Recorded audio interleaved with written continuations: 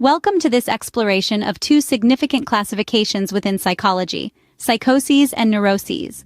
These terms, while sometimes used interchangeably, actually refer to distinct conditions with different symptoms, causes, and treatments.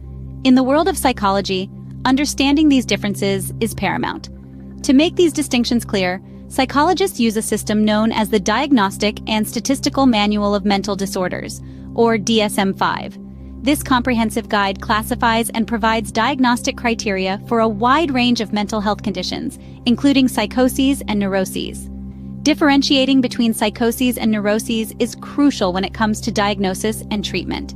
For example, a patient exhibiting symptoms of neurosis might require a different approach than a patient with symptoms of psychosis. This differentiation can lead to more effective treatment plans, reducing the impact of these conditions on individuals' lives.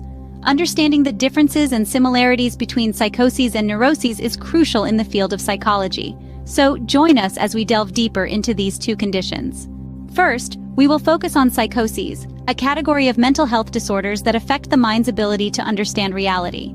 Psychoses are mental conditions where a person loses touch with the external world, leading to a distorted perception of reality.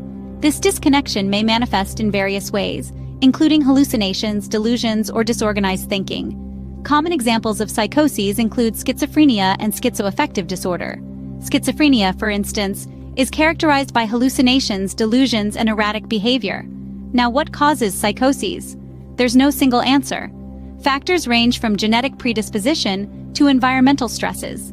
It's often a complex interplay of many elements. Regarding treatment, antipsychotic medications and psychotherapy are commonly used.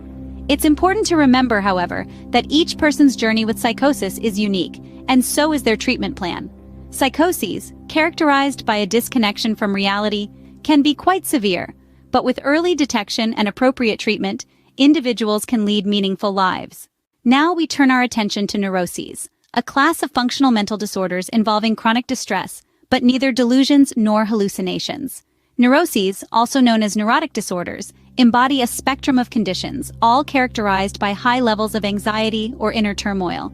Common symptoms include obsessive thoughts, compulsive behaviors, irrational fears, and persistent feelings of sadness or worry.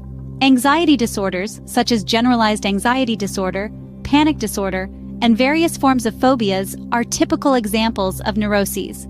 Other conditions like obsessive-compulsive disorder and post-traumatic stress disorder also fall under this umbrella. While the exact causes of neuroses are complex and multifaceted, they often involve a combination of genetic, environmental, and psychological factors. Treatment usually includes psychotherapy, medication, or a combination of both, aimed at managing symptoms and improving the quality of life. While neuroses may not involve a loss of touch with reality, as seen in psychoses, they still significantly impact an individual's ability to function and enjoy life. Having understood psychoses and neuroses individually, we can now compare and contrast these two categories of mental health disorders. First, let's consider symptoms. Psychotic disorders such as schizophrenia often present with symptoms like hallucinations or delusions. Neurotic disorders, on the other hand, such as anxiety or depression, are typically characterized by distressing symptoms like excessive worry or feelings of sadness. In terms of causes, both psychoses and neuroses are thought to arise from a complex interplay of genetic, environmental, and psychological factors. However, psychotic disorders may be more strongly influenced by biological factors, while neurotic disorders may have a stronger psychological component.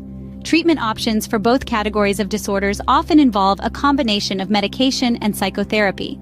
However, the types of medication and therapy used may differ. Antipsychotic medications are often used for psychotic disorders, while antidepressants or anti-anxiety medications may be more common for neurotic disorders. Cognitive behavioral therapy can be effective for both, but other forms of therapy may be more suitable depending on the specific disorder. Lastly, the impact on an individual's life can vary greatly. Psychotic disorders can significantly impair a person's ability to discern reality, while neurotic disorders can interfere with daily functioning due to excessive worry or other distressing emotions. So while psychoses and neuroses may present differently, both require understanding, compassion, and appropriate treatment for those affected. In conclusion, psychoses and neuroses, though different, share a common thread. They both profoundly affect an individual's mental health. Today, we've highlighted the key characteristics of these conditions, from the disconnection from reality in psychoses to the stress and anxiety in neuroses. Understanding these conditions is crucial, not only for effective diagnosis, but also for the development of appropriate treatment strategies.